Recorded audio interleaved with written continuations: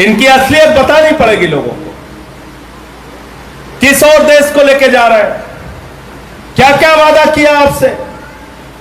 बोले इतना काला धन लाएंगे, इतना काला धन लाएंगे, इतना काला धन लाएंगे कि हर आदमी के खाते में कितना जमा हो जाएगा, 15 पैसे भी नहीं आए।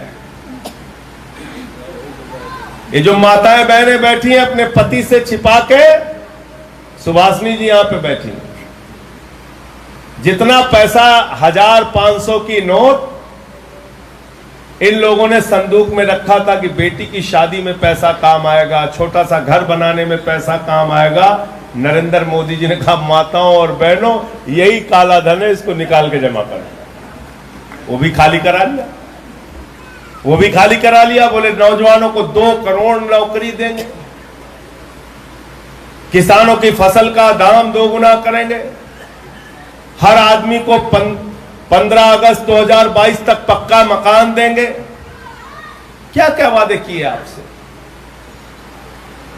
तो ये झूठे लोग हैं, धोखेबाज लोग हैं, ये जो कहते हैं उसको करते नहीं। और आम आदमी पार्टी एक सच्ची पार्टी है, हम जो कहते हैं उसको जमीन पर पूरा करके दिखाते हैं, यह समस्या है।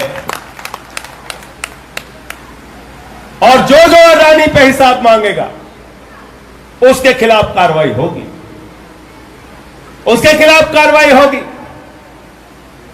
मैंने नरेंद्र मोदी जी के सामने नारा लगाया, 3 प्रिविलेज का नोटिस मुझे मिल गया। राहुल गांधी ने अडानी के बारे में बोला, उनकी तो सदस्यता साफ कर दी। कहने लगे भाषा बहुत खराब थी। मैंने कहा इस देश के होनहार, सभ्य और सुशील हमारे आदरणीय प्रधानमंत्री, वो इतनी शानदार भाषा बोलते हैं, एक सभा में बोले 50 करोड़ की गर्लफ्रेंड। यह है प्रधानमंत्री की भाषा। एक सभा में बोले जर्सी गाय, यह है प्रधानमंत्री की भाषा। एक सभा में बोले कांग्रेस की विधवा। और रामलीला के मैदान में क्या कहा था आपके नेता अरविंद केजरीवाल को, ये केजरीवाल तो नक्सलवादी है, इसको जेल में भेज देना चाहिए, जंगल में भेज देना चाहिए। बताओ बोला था कि नहीं बोला था? बोला था कि नहीं बोला था? और मैं उस दिन राज्यसभा में मौजूद था, जैसे दुर्योधन की सभा में द्रौपदी का चीरहरण हुआ था, ऐसे ही एक कांग्रेस की सांसद है रेणुका चौधरी, उसकी तुलना भारत के प्रधानमंत्री ने राक्षसी सुपनखा से की। अगर सदस्यता भाषण और भाषा के आधार पर निलंबित करनी है और खत्म करनी है तो सबसे पहले भारत के प्रधानमंत्री की सदस्यता रद्द होनी चाहिए। होनी चाहिए कि नहीं होनी चाहिए बताओ। इनका एक कैबिनेट मंत्री अनुराग ठाकुर, वो क्या कहता है, गोली मारो, आगे का शब्द भी नहीं बोल सकता। इनका एक मंत्री है गिरिराज सिंह, वो कहता है जो लोग मोदी को वोट नहीं देते सब पाकिस्तान चले जाओ। इनकी एक मंत्री है, उन्होंने दिल्ली के चुनाव में कहा राम यादव की सरकार बनेगी, या आगे का शब्द नहीं बोल सकता। ऐसे लोग हैं ये। अगर भाषा के आधार पर सजा होने लगे और सदस्यता खत्म होने लगे तो आधी भारतीय जनता पार्टी संसद से साफ हो जाएगी, संसद से साफ हो जाएगी। प्रकाश जावड़ेकर जी ने कहा केजरीवाल को आतंकवादी, कुछ भी बोल देते हैं, कुछ भी कह देते हैं। तो एक तरफ वो पार्टी है, हम लोग इनसे लड़ रहे हैं, मुकदमे लिख रहे हैं, लिखने दो, जेल में भेज रहे हैं, भेजने दो, ईडी सीबीआई की जांच चला रहे हैं, चलाने दो। लेकिन एक बात याद रखना, जो मैंने प्रयागराज में कहा था, किसी भी हालत में इनसे झुकना नहीं है, पीछे नहीं हटना है, इनसे लड़ना है। मरना मंजूर है लेकिन डरना मंजूर है। संजय भैया जिंदाबाद। मरना मंजूर है लेकिन डरना मंजूर नहीं है। अगर आम आदमी पार्टी के सिपाही हो, इस देश से प्यार करते हो, तो इनसे लड़ना, डरना नहीं। कोई भी परिस्थिति आएगी उसका हम सामना। हम तो स्कूल पे काम कर रहे हैं, अस्पताल पे काम कर रहे हैं, हम तो अपने लोगों को आगे बढ़ाना चाहते हैं। दिल्ली में प्रति व्यक्ति की आय आगे बढ़ रही, स्कूल अच्छे हो रहे हैं, अस्पताल अच्छे हो रहे हैं, सड़कें अच्छी हो रही है।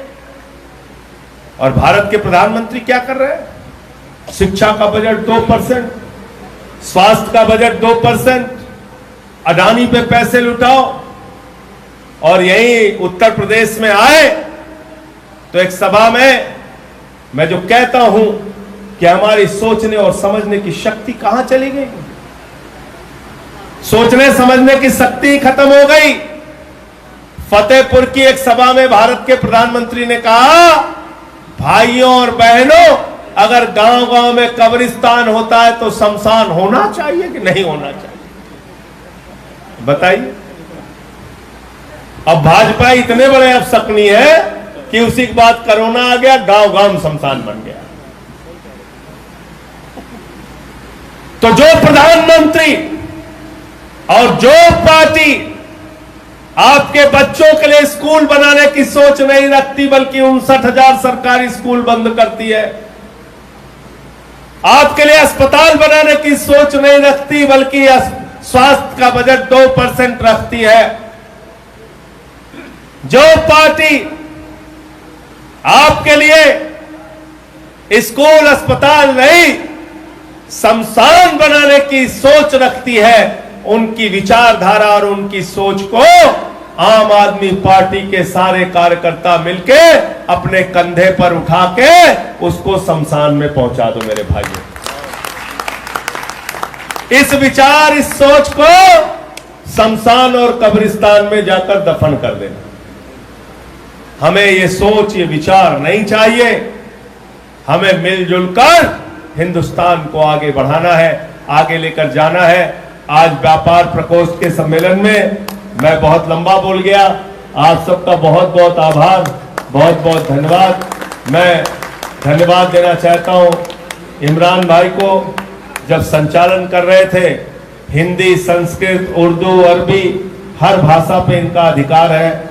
ऐसे होनहार साथियों की हम लोगों को बहुत जरूरत है। जोरदार तालियों से इनका स्वागत कीजिए।